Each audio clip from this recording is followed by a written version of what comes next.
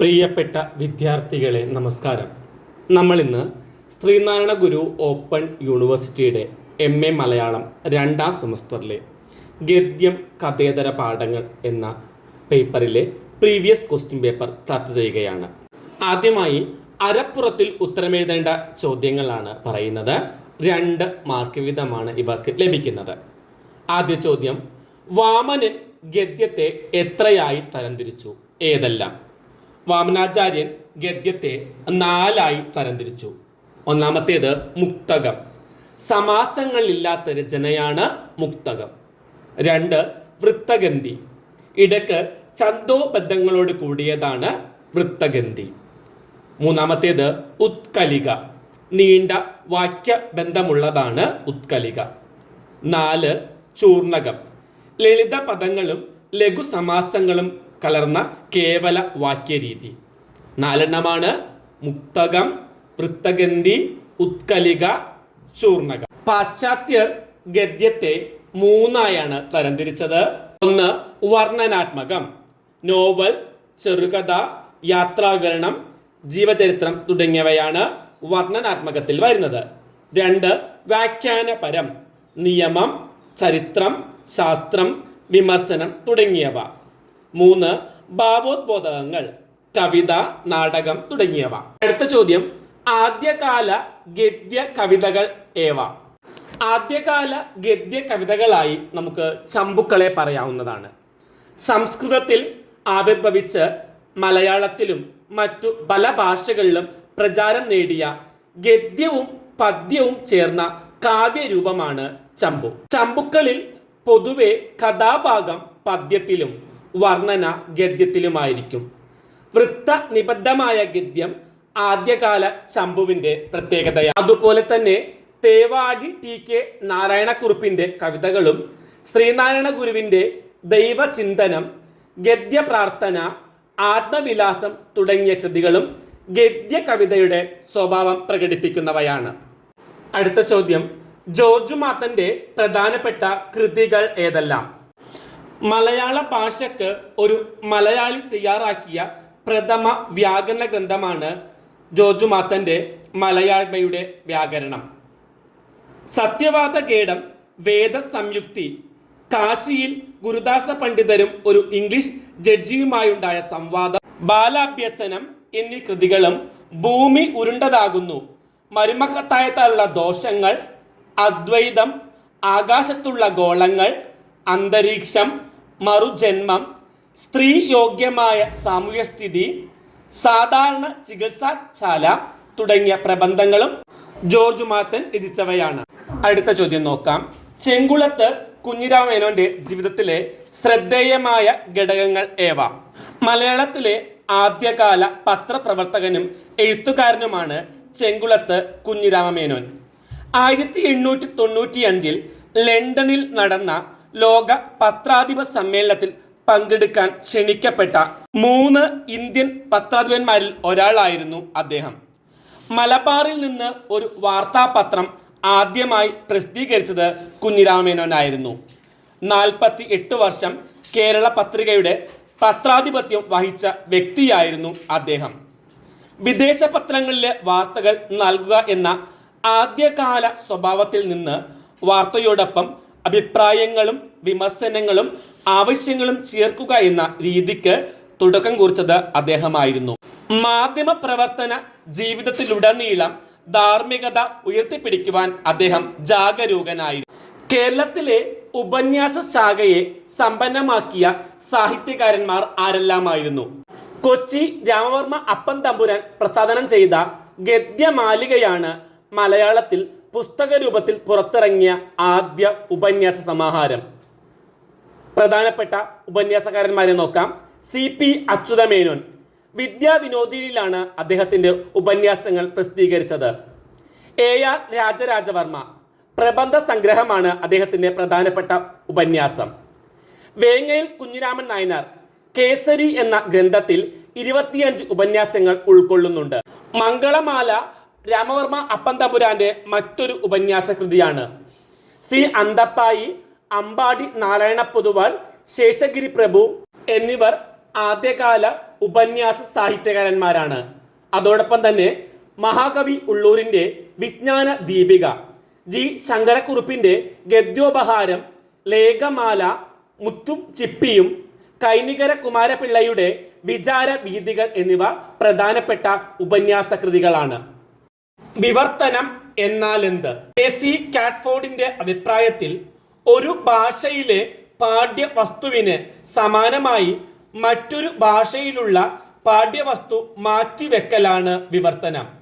ഒരു ഭാഷയിലെ പാഠ്യവസ്തുവിന് സമാനമായി മറ്റൊരു ഭാഷയിലുള്ള പാഠ്യവസ്തുവിനെ മാറ്റിവെക്കലാണ് വിവർത്തനം. വിവർത്തന പ്രക്രിയയുടെ മുഖ്യ പ്രശ്നം ലക്ഷ്യപാഠത്തിൻ്റെ വിവർത്തന ലഭ്യത കണ്ടെത്തുക എന്നതാണ്. വിവർത്തനം 3 തരമാണ്: പദാനുപദം, ഭാവാനുപദം, അനുകരണം. മലയാളത്തിൽ നിരവധി വിവർത്തന കൃതികൾ ഉണ്ടായിട്ടുണ്ട്. ആധുനിക കാലത്ത് ഇന്റർനെറ്റിന്റെ സഹായത്തോടു കൂടെയുള്ള വിവർത്തനത്തിനും വളരെയധികം പ്രാധാന്യമുണ്ട്.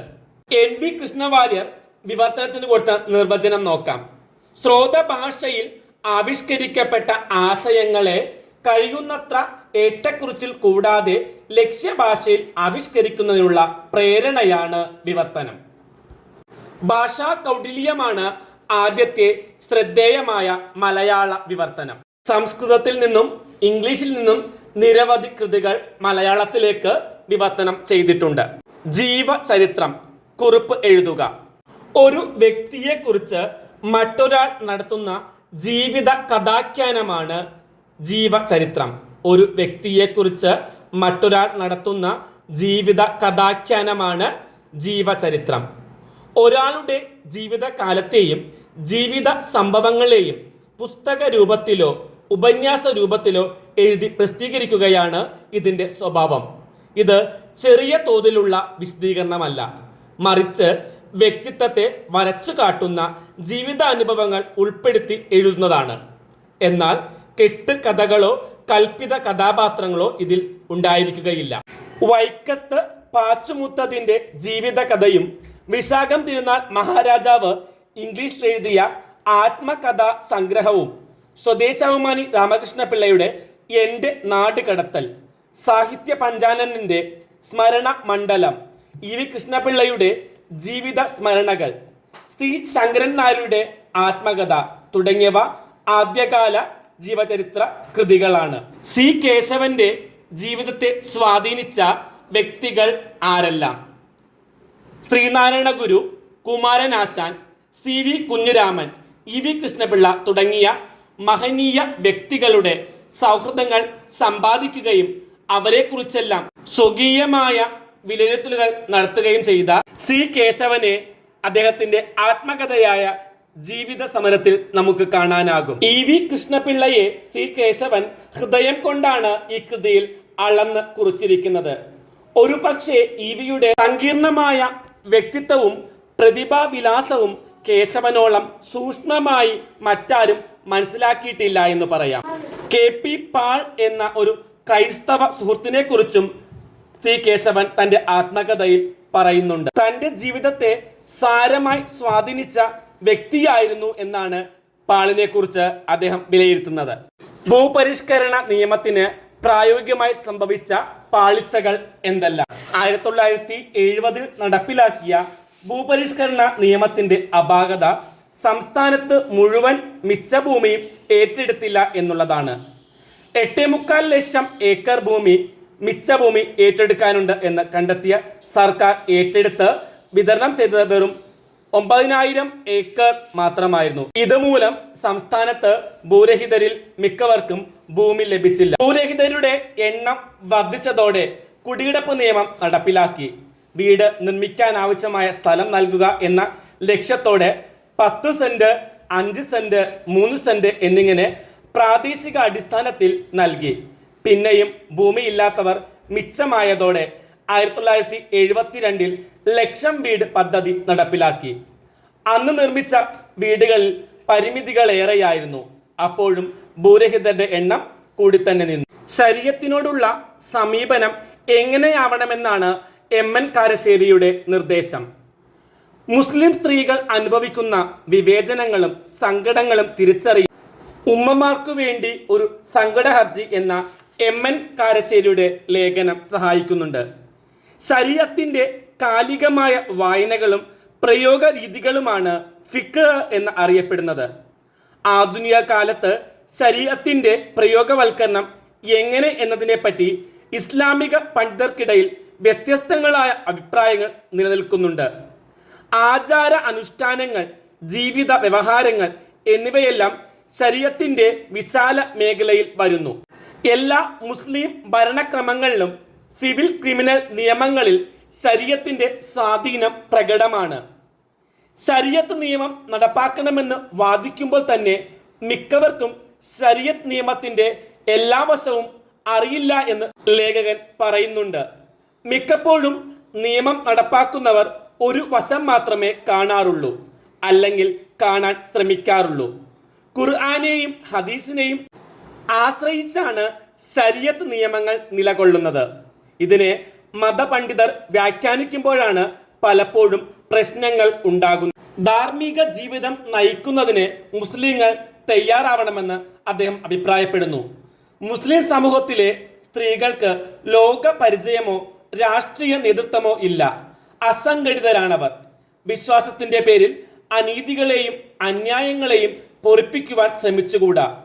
വ്യക്തിത്വം കാത്തുസൂക്ഷിക്കാൻ നിലപാട് യുക്തിഭദ്രമാക്കുക എന്നതാണ് യുക്തം.